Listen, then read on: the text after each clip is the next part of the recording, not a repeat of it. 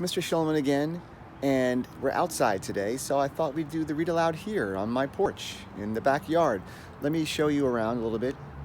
So as you can see, the forsythia, they call it, is a beautiful plant that has yellow flowers blooming.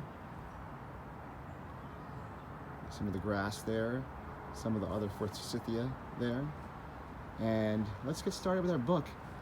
All right, so it's beautiful to be out here. I hope you're enjoying weather when you can. We were at the point in chapter 1 where it said many of us turn to magic, which is how my story begins. So let's get to that part. You see, before I discovered the miracles of science, I believed that magic ruled the world. Not magician magic, like pulling rabbits out of hats or sawing ladies in half, the sort of thing you see on television. It was an invisible kind of magic, one that surrounded us like the air we breathe. You know, that's figurative language, right? Like the air we breathe. In Malawi, magic came in many forms, the most common being the witch doctor, whom we called anga. The wizards were mysterious people. Some appeared in public, usually in the market on Sundays, sitting on blankets spread with bones, spices, and powders that claimed to cure everything from dandruff to cancer. Dandruff is those white flakes on your head, the dry scalp, right?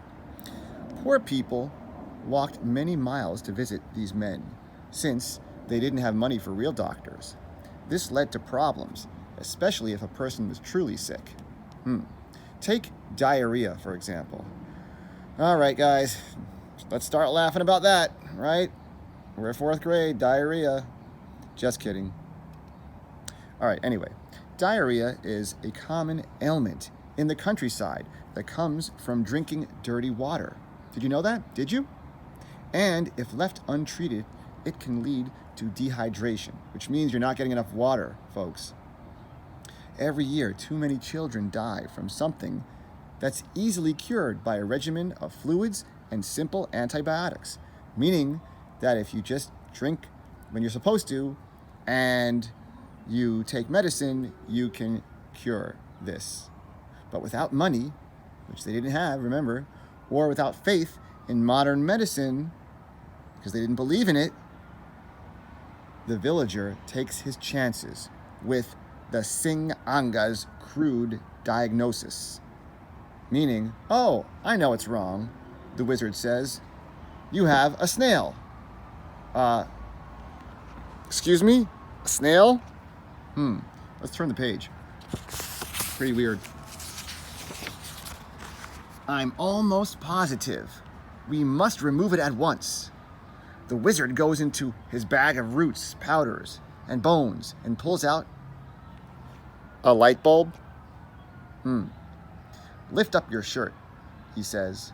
Without plugging the bulb into anything, he moves it slowly across the person's stomach, as if to illuminate something only he can detect. There it is. Can you see the snail moving? Oh, yes, I think I can see it. Yes, there it is. The wizard returns to his bag for some magic potion, which he splashes across the belly. Magic potion? What do you think that is? Then, all better? He asks. Yes, I think the snail is gone. I don't feel it moving. Good. That will be 3,000 kwacha. Whoa, 3,000. 3,000 kwacha? Sounds like a lot of kwacha to me. Sorry, a little buggy.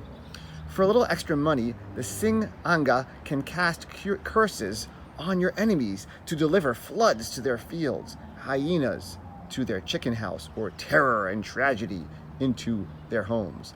This is what happened to me when I was 6 years old, or at least I thought it did. I was playing in front of my house when a group of boys walked past carrying a giant sack. They worked for a nearby farmer tending his cows.